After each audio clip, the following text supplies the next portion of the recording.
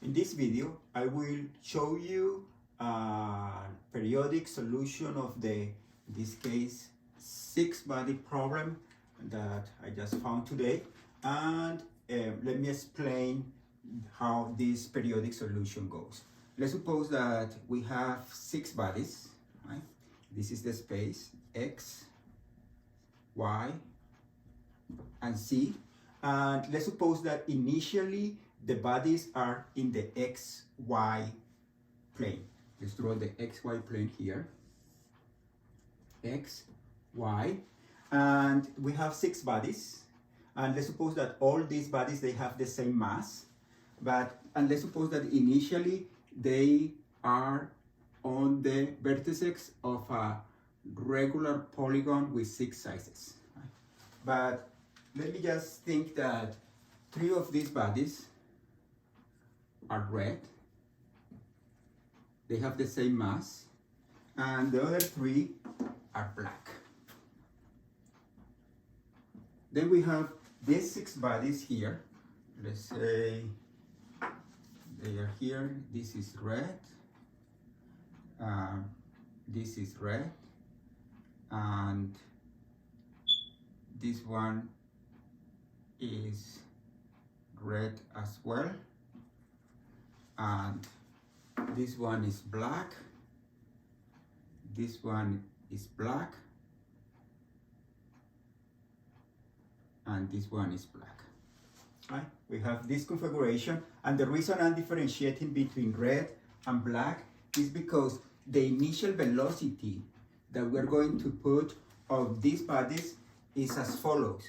We're going to put some velocity in this body, in this red body, some velocity that goes up somehow, like some quantity, and it goes in the direction of like the circle that contains this regular polygon.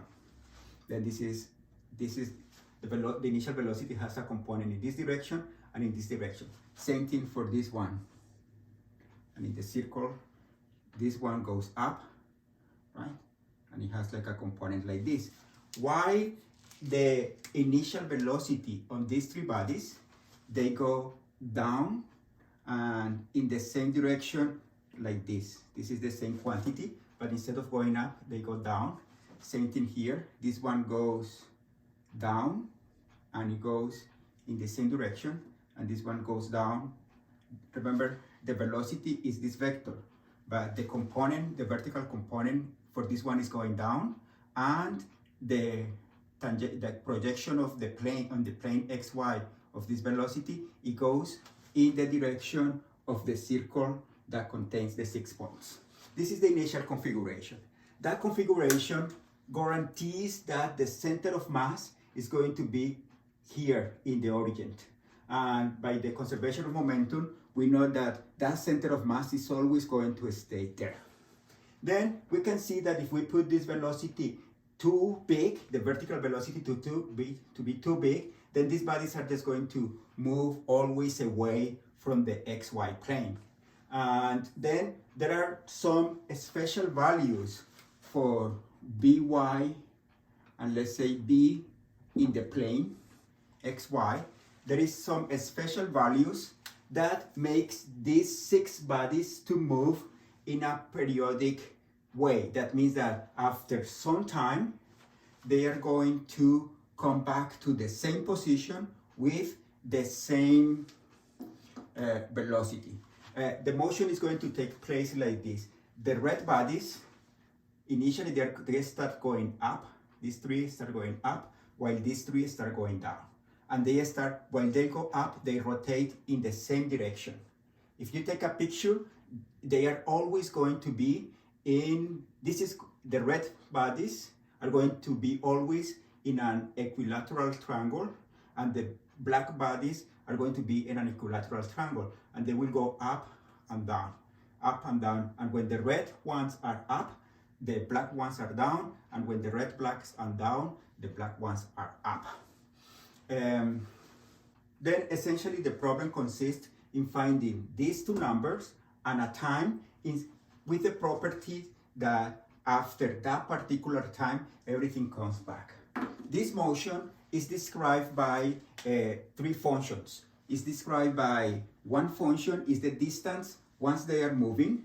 There is a distance from the point, the particles, to the z-axis.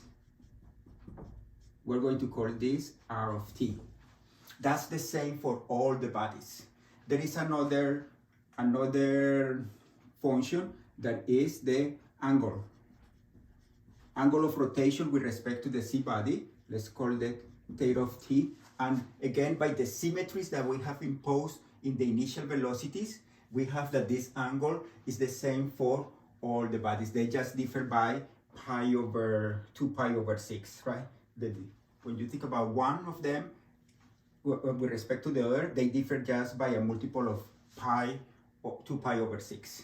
And the other function is the function, let's call it f of t, which is just c of t, that tells us the distance with a sign from the body to the plane xy.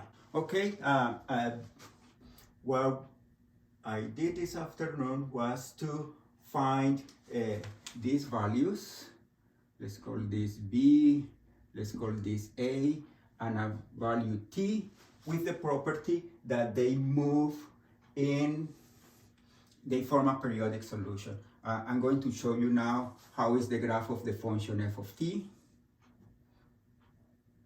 The function f of t looks something like this, the function r of t, and the function theta of t. And for this, one of the difficulties is that this theta of t, after this time, it has to be a multiple of 2 pi, because you want the bodies to come back to the same place. Okay, I just finished this part by showing you the images of the periodic solution of the sixth body. By the way, this configuration is known as the hip-hop solutions of the n-body problem. It was already discovered that this configuration produces motions with the center of mass that locates here, and that some of them are periodic, and there are several examples of periodic solutions, and I think that this may be a new solution out of the many that already has been discovered. Okay, let me just show you the images.